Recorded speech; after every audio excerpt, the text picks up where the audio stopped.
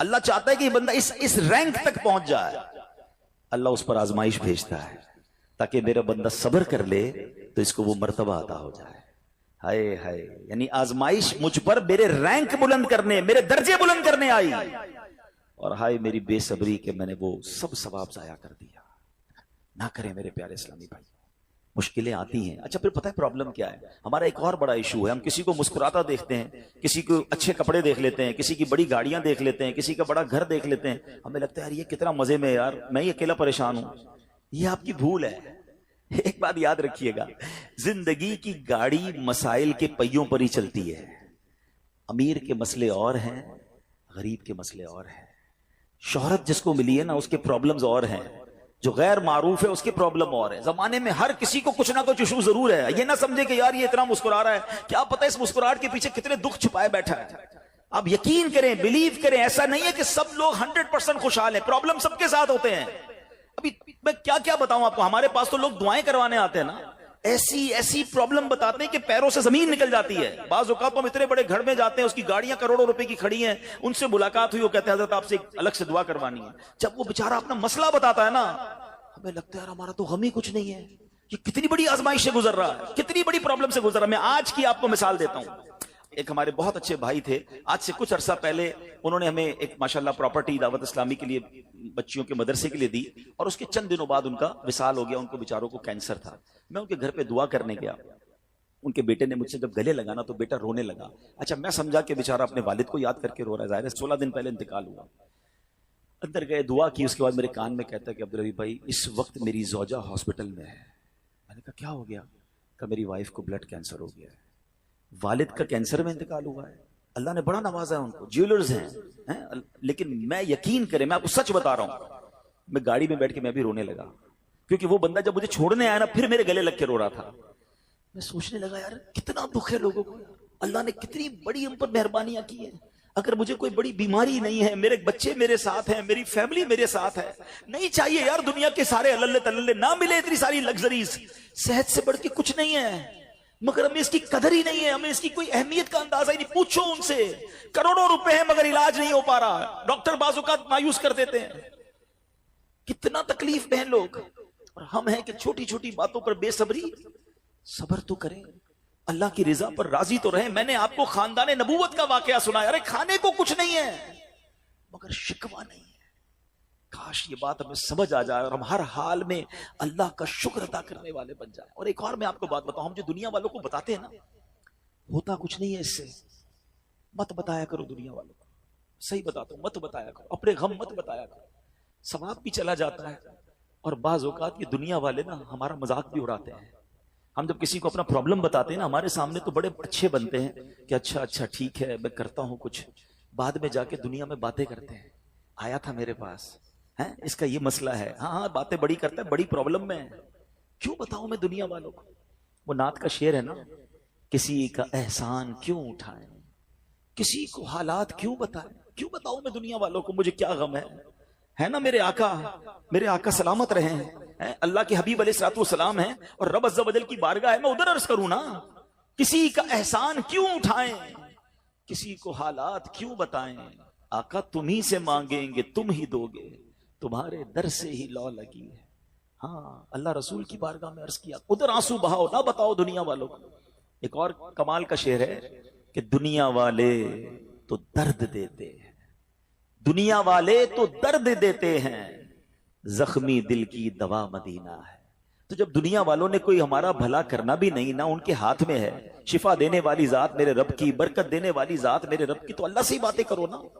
تو آج سے یہ ذہن بنا لے میرے پیارے اسلامی بھائی، مشکل آنی ہے تو صبر کے ساتھ وہ وقت گزارنا ہے، اللہ کی رضا پر راضی رہنا ہے. وہ بڑا کریم ہے، وہ اپنے غیب کے خزانوں سے آپ کو عطا فرمائے. توجہ بیان کی طرف رکھیے گا. اور اب آتے ہیں اس پورے واقعے سے ایک اور خوبصورت بات جو ہمیں سیکھنے کو ملی، اور وہ بات کیا ہے کہ نبی پاک کے خاندان کی سخاوت کیسی تھی. مولا علی شیر خدا کے پاس صرف 6 درم تھے، آپ نے وہ سب کے سب دے دیے. مگر آج حال یہ ہے کہ لوگ اپنی زکوٰۃ ادا نہیں کرتے. آج زکوٰۃ لوگوں کو بھاری پڑنے لگ گئی ہے. جب کیلکولیٹ کرتے ہیں کہ جناب کروڑوں روپے زکوٰۃ، تو اس کے بعد ان کو بھاری لگتی ہے. نہ کریں ایسا. یہ زکات مال کا میل ہے، اور اگر یہ مال کا میل آپ کے مال سے جدا نہ ہوا تو یہ آپ کے مال کو بھی میلا کر دے گا۔ ایک بات یاد رکھیے گا، سرکار دو عالم صلی اللہ تعالی علیہ وسلم کا یہ فرمان ہے، اپنی زکات ادا کر کے اپنے مال کو مضبوط قلعوں میں قید کر لو۔ اگر میں اور آپ چاہتے ہیں نا کہ میری آپ کی پراپرٹی سیکیور رہے، ہمارے مال و اسباب سیکیور رہے، تو حدیث پاک میں تو فارمولہ موجود ہے کہ اپنے مال کو زکات دے کر مضبوط قلعوں میں قید کر لو۔ لیکن یہاں زکات دینے کے لیے تیار نہیں لوگ، لمسم نکال دیتے ہیں، کیلکولیٹ نہیں کرتے۔ یاد رکھیے یہ مال ہی عذاب بن جائے گا اگر آپ زکات پوری ادا نہیں کرتے۔ اگر ہمارے پاکستان میں سارے سرمایہ دار کچھ نہ کریں، اپنی زکات پوری ادا کر دیں، سارے زمیندار اپنی زکات پوری ادا کر دیں، آپ اپنی آنکھوں سے دیکھیں گے کہ غربت کتنی جلدی ختم ہوتی چلی جا رہی ہے۔ میں نے ایک بار کیلکولیشن کی، ذرا سنیے گا۔ پاکستان زرعی ملک ہے، ٹھیک ہے، اور اس کی زراعت کی جو کیلکولیشن ہے وہ انٹرنیٹ پر موجود ہے، you can search with your self. آپ چیک کر لیں کہ 2023 میں پاکستان کی ٹاپ 20 کراپس کون کون سی ہوئی ہیں، آپ انٹرنیٹ پر خود ڈھونڈ لیں، آپ کے سامنے اس کراپ کی کیلکولیشن بھی آ جائے گی کہ اتنے ملین ٹن، اتنے جناب کروڑ کے جی جو ہے وہ گندم ہوا، تو کاٹن ہوا، تو فروٹس ہوئے، تو شوگر ہوئی۔ پاکستان کو اللہ نے بڑا نوازا ہے۔ شریعت کا حکم کیا ہے؟ جس اللہ رسول کی ہم بات کر رہے ہیں، جس اسلام کو ہم نے قبول کیا ہے، شریعت کا حکم یہ ہے کہ اگر آپ کی فصل اگتی ہے تو اس فصل میں اگر بارش کا پانی ہے اور آپ اپنا پانی پرچیز نہیں کر رہے اور صرف بارش سے آپ کی فصل اگ رہی ہے، تو جتنی فصل اگی 10% عشر کیا کہتے ہیں 10ویں حصے کو، وہ آپ نے نکال دینا ہے اللہ کی راہ میں، وہ غریبوں کا حق ہے، وہ زکات ہے زمین کی۔ اور اگر آپ پانی ٹیوب ویل وغیرہ سے لیتے ہیں، پیسوں سے خریدتے ہیں، تو 5%۔ آپ بلیو کریں، میں بیٹھا کیلکولیٹر لے کر کہ پاکستان کی ٹاپ 10 کراپس کتنی ہوتی ہیں، اس کی مالیت کتنی ہے، اس کی ویلیو کتنی ہے، وہ میں نے بنائی اور اس کا 5% لگایا جو دینا ہی دینا ہے۔ آپ یقین کریں وہ بھی خربوں روپے میں بن گیا۔ یہ خربوں روپے کہاں ہیں اگر ہم زکات دیتے تو؟ کتنے غریبوں کا بھلا ہو جاتا، کتنے گھر خوشحال ہو جاتے۔ اچھا یہ تو صرف زمین کی زکات ہے، پراپرٹیز کی زکات اربوں خربوں روپے کے لوگ مالک ہیں، مگر جب کیلکولیٹر چلاتے ہیں نا، ہوئے ہوئے ہوئے زکات جناب 10 کروڑ روپے بن جائے گی، تو پھر بھاری لگتی ہے۔ اللہ کے بندے، اللہ نے 4 ارب دیے ہیں تو 10 کروڑ زکات ہے نا، تو ٹینشن گائے کی ہے، شکر ادا کرو۔ اللہ نے دینے والا بنایا، مانگنے والا نہیں بنایا، مگر آج زکات بھاری پڑ گئی ہے۔ آپ کو پتہ ہے قارون کیوں دسایا گیا تھا؟ قارون یہ حضرت موسیٰ کا کزن تھا، یہ تورات کا عالم تھا اور بڑا عالم دین تھا، مگر جب حضرت موسیٰ نے اس کو زکات کا حکم دیا نا، اس کے پاس کتنے پیسے تھے کہ قرآن کہتا ہے اس کی خزانوں کی چابیاں ایک جماعت لے کر چلتی تھی، خزانے نہیں، صرف کیز آف دا ٹریجر، اتنا خزانہ تھا۔ مگر کیا ہوا یہ کہ جب حضرت موسیٰ نے اس کو کہا، اچھا اس زمانے پتہ زکات کتنی تھی؟ ابھی تو 100 پہ 2.5 ہے نا، 1000 پہ 1۔ آپ نے فرمایا ہر 1000 پر 1 تم نے زکات دینی ہے۔ اس نے کیلکولیٹ کیا تو بہت بنتے تھے، حضرت موسیٰ کے خلاف ہو گیا، زکات کا انکار کیا، اپنے خزانوں کے ساتھ زمین میں دھسا دیا گیا۔ پلیز خدا کے واسطے اس آواز کو سب مل کر آگے بڑھائیں۔ میں تو یہ سمجھتا ہوں جس طرح ہم نماز کی بات کرتے ہیں کہ نماز پڑھو، زکات دیں، بے شک کسی کو بھی دیں، جو حقدار ہے اس کو دیں، مگر زکات پوری دیں۔ پاکستان خوشحال ہو جائے گا، غریبوں کا بھلا ہو جائے گا۔ لیکن زکات جس کی ہزاروں لاکھوں میں شاید وہ نکال دیتا ہے، مگر جب زکات کروڑوں میں ہو رہی ہے تو لوگوں کے دلوں پر بوجھ بنتی جا رہی ہے۔ اس کو بوجھ نہ بننے دینا۔ میں ایک دعا کرتا ہوں آج، اگر آپ کو لگے تو آپ بھی آمین کہہ دینا۔ اپنے لیے تو میں کئی بار یہ دعا کرتا ہوں کہ یا اللہ مجھے وہ مال نہ دینا جس کی زکات مجھ پر بھاری ہو جائے۔ کہو آمین۔ یا اللہ وہ مال دینا کہ میں خوش دلی سے تیری راہ میں زکات دوں۔ اچھا یہ بھی بڑا ایشو ہے، پیسے نکلتے ہیں تو بھاری بڑے پڑتے ہیں۔ اللہ فرماتا ہے تم اس وقت تک بھلائی کو نہیں پہنچ سکتے جب تک اپنی پیاری چیز راہ خدا میں خرچ نہ کرو۔ آپ بہترین خرچ کرو نا، اللہ آپ کو اس سے زیادہ عطا فرمائے گا۔ اچھا جب بھی کیلکولیٹر، دیکھیں کچھ چیزیں کیلکولیٹر سے کیلکولیٹ ہوتی ہیں، مگر اللہ کی راہ میں جو خرچ کرنے والا معاملہ ہے نا، وہ رحمت کے کیلکولیٹر سے کیلکولیٹ ہوتا ہے۔ وہ میرے اور آپ کے کیلکولیٹر سے کیلکولیٹ نہیں ہوگا۔ آپ حساب کریں گے کہ یار مولانا صاحب کہہ رہے ہیں اللہ کی راہ میں خرچ کرنے سے مال کم نہیں ہوتا، کروڑ روپے ہیں، 2.5 لاکھ زکات دوں گا تو 97.5 بچ گئے، یہ تو کم ہو گئے۔ آپ اس کو کہیں نوٹ کر لیجئے، اگلے سال آپ کروڑ روپے کی زکات نہیں دے رہے ہوں گے، آپ اس سے زیادہ کی زکات دے رہے ہوں گے۔ یہ کیسے؟ جو بھی زکات دیتا ہے آپ اس کو پوچھ لیجئے، ہر سال اس کی زکات بڑھتی ہے۔ کیوں بڑھتی ہے بھائی؟ زکات تو پیسے کم ہونے چاہیے تھے۔ نہیں جناب، یہ میرے نبی علیہ الصلوۃ والسلام کا وعدہ ہے۔ ویسے تو میرے آقا جو فرمائے حق ہے، مگر اس حدیث میں اللہ کے رسول علیہ الصلوۃ والسلام نے قسم اٹھائی۔ آپ فرماتے ہیں میں قسم کھا کر کہتا ہوں اللہ کی راہ میں خرچ کرنے سے مال کم نہیں ہوتا۔ تو پھر تو لاک کر دو نا، پھر تو سمجھ جاؤ کہ جب نبی پاک قسم اٹھا کر فرما رہے ہیں. اچھا پھر آپ سب کو دیکھ لیں, جو بانٹ رہا ہے نا ہم ہر سال اس کا بڑھتے ہوئے دیکھ رہے ہیں. کم نہیں ہوتا. یہ بے وقوفی ہے جو یہ سوچتا ہے کہ یار دے دوں گا تو کم ہو جائے گا. نہیں. اور پھر میں آخری بات کر دوں اپنے بیان میں, جو ایک اور ایشو جو بہت بڑا ہم دیکھتے ہیں, ایک تو زکوٰۃ پوری دینی ہے اور انجوائے کر کے دینی ہے, خوش دلی سے دینی ہے, مزے لے کر دینی. یہ نہیں کہ دل پر بوجھ, یار کیا کروں 1 سال ہو گیا اب تو زکوٰۃ دینی پڑے گی.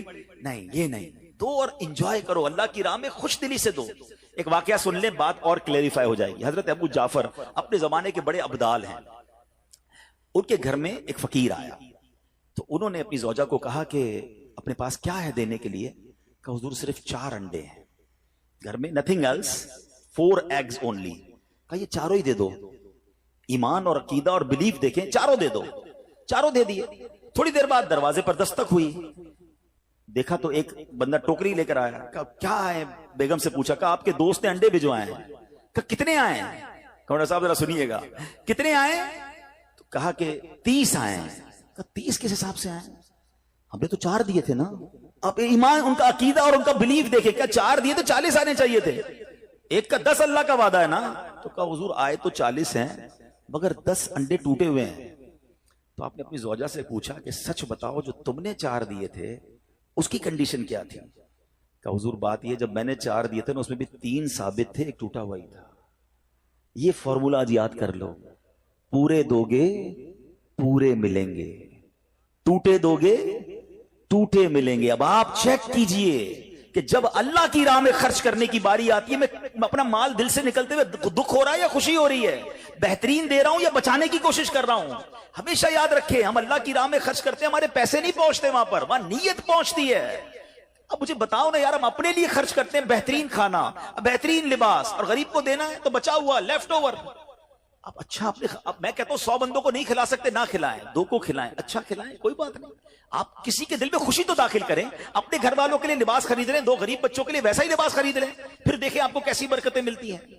تو ہمیں اس بار یہ ایک انداز اختیار کرنا ہے کہ ہم نے اللہ کی راہ میں بہترین خرچ کرنا ہے. اس کو ہمیں غلطی کیا کرتے ہیں, فطرے کی. جو فطرے کی جو بات ہے اس میں آپ کو ایک بات بتاتا ہوں. فطرہ حدیث پاک میں 4 قسم کا بیان ہوا ہے, گندم کا, جو کا, کشمش کا اور کھجور کا. ٹھیک ہے, لیکن ہم بچپن سے سن رہے ہیں, جب بھی فطرے کی باری آتی ہے ہم پہلے 50 روپے تھا وہ دے دیا, 100 دے دیا, 200 دے دیا, 300 دے دیا. ہمیں یہ پوری حدیث یا تو ہم نے پڑھی نہیں تھی یا ہمارے ذہن میں نہیں تھی, مگر حدیث پاک میں 4 قسم کا فطرہ بیان ہوا ہے. غریب آدمی گندم کا فطرہ دے دے کوئی بات نہیں, مگر جو روزانہ بہترین افطاری کر رہا ہے, بہترین کھانے کھا رہا ہے, سچ بتاؤ اس کو کون سا فطرہ دینا چاہیے؟ میری افطاری روز اجوا کھجور سے ہے اور عید والے دن میں گندم کا فطرہ دے آتا ہوں. ہمیشہ یاد رکھے, اچھا خرچ کرے نا. اس بار فطرہ جس کو اللہ نے جیسا نوازا ہے, غریب آدمی کے لیے بات نہیں کر رہا, جس کو نوازا ہے رب نے. کیا ہم کبھی ایسا کرتے ہیں کہ عید کی شاپنگ کے لیے جائیں, دکاندار سے کہیں کہ یار جو کپڑا سب سے سستا ہے وہ نکال دو, سب سے سستے جوتے نکال دو, میں نے عید پڑھنی ہے. بہترین چاہیے, اپنے لیے بہترین لینا ہے, اللہ کی راہ میں لوئسٹ والا فطرہ دینا ہے. خود غور کریں, خرچ کیجئے گا, دل سے کریں, اللہ اور نوازے گا. اور یہ تو وقت ہے لوگوں کو بانٹنے کا, یہ وقت ہے مسلمان بھائیوں کا ہاتھ پکڑنے کا, غریبوں کی مدد کرنے کا. کسی کی افطاری اچھی کر دیں, کسی کی سحری اچھی کر دیں, کسی کو لباس دے کر اس کی عید اچھی کر دیں. نہ جانے کس کی دعا کے صدقے آپ کا بیڑا پار ہو جائے گا. تو اے میرے پیارے اسلامی بھائیوں, جو میں نے مولا علی شیر خدا کرم اللہ تعالی وجہ الکریم اور ان کے خاندان کا واقعہ سنایا, اس میں میسج ہی یہ تھا کہ سخاوت اس کو کہتے ہیں. یہ ہے اللہ کی راہ میں خرچ کرنا جو کیسے بلاؤں کو اور بیماریوں کو دور کرتا ہے. مگر آج حال یہ ہے, یقین جانے دکھ ہوتا ہے جب ہم ملتے ہیں لوگوں سے, ان کی ویلتھ پتہ ہوتی ہے مگر زکوٰۃ پوری دینے کے لیے کوئی تیار نہیں ہے. خدا رسول کے واسطے آپ بھی اور یہ پیغام کو عام کریں. میں نہیں کہتا آپ دعوت اسلامی کو دیں کہ زکوٰۃ تو پوری دو یار, یہ وہ مال ہے جو آپ مارے جاؤ گے, یہ مال آپ کے لیے عذاب کا باعث بن جائے گا.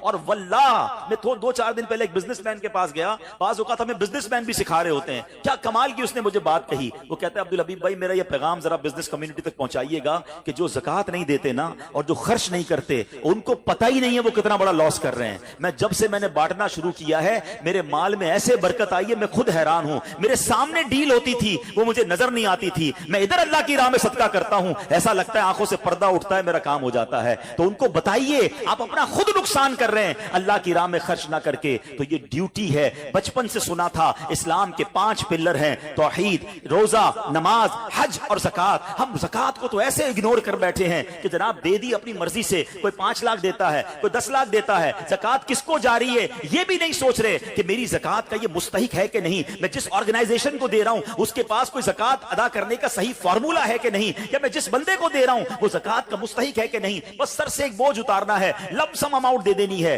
ये नहीं चलेगा। खुदारा याद रखिए, ज़कात पूरी कैलकुलेट करना भी आपकी जिम्मेदारी है और सही मुस्तहिक तक पहुंचाना भी आपकी जिम्मेदारी है। और आप बिलीव करें, जिस दिन आपने ये काम कर लिया आप मल्टीप्लिकेशन देखेंगे, आप अपने गम और अपनी परेशानियां दूर होते हुए देखेंगे। मैं रब्बे करीम से दुआ करता हूं अल्लाह हमें दिल खोलकर अपनी राह में खर्च करने की तौफीक अता फरमाए। और फिर सबसे पहला हक आपकी ज़कात का वो हक है आपके अपने गरीब रिश्तेदारों का। अपने गरीब रिश्तेदारों को आप दीजिए ज़कात, क्योंकि जो अपने रिश्तेदारों को ज़कात देता है, सदका करता है, उसको डबल सवाब मिलता है, एक सदका देने का, एक सिला रहमी करने का। और फिर आपके गरीब रिश्तेदारों से बात ज़कात बच जाए तो फिर मेरी गुजारिश है कि दावत इस्लाम कितने बड़े पैमाने पर दुनिया में काम कर रही है, तो अपनी ज़कात का अपना हिस्सा जो है उसमें जरूर अता फरमाएं। अल्लाह करीम हम सब का जमा होना अपनी बारगाह में कबूल फरमाए। आमीन बिजाहिन नबी अमीन सल्लल्लाहु तआला अलैहि वसल्लम।